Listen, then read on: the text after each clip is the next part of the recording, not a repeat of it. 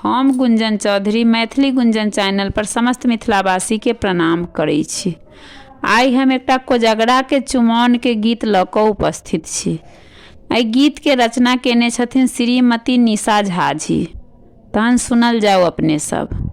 आजु सुदिन दिन परम सोहावन, भैया के हेतानी चुमाओन गे माई। आजु सुदिन दिन परम सोहावन, भैया के हेतानी चुमाओन गे माई। देखी मुदित मन बाबा भेलाह, आजुर बाटब मखान गे माई। देखी मुदित मन बाबा भेलाह, आजुर बाटब मखान गे माई। आजु सुदिन दिन परम सोहावन, भैया के हेतानी चुमाओन।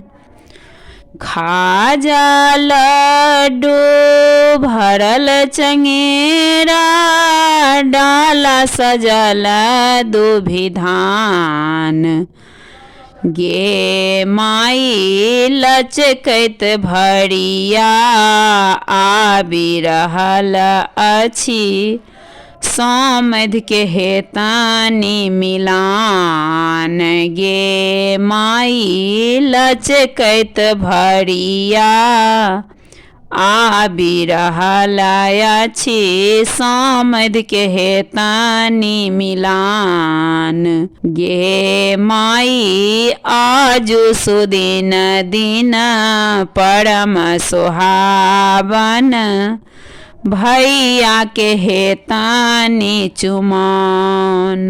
नीपल आंगन अरिपन पुरहर, डाला सजल दही छाछ गे माई। पान सुपारी बाबा बाटथी, आजुर भरल मखान गे माई। पान सुपारी बाबा बाटथी, आजुर भरल मखान गे माई।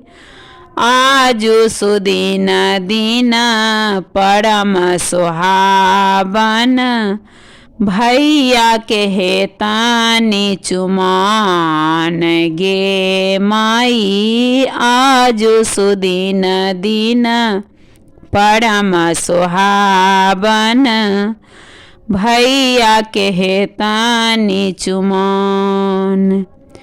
पिरही पर में बैसल भैया, सखी सब मंगल गान गे माई। धोती कुर्ता घूंस पहिरने, पैर में खुट खुट खराम गे माई।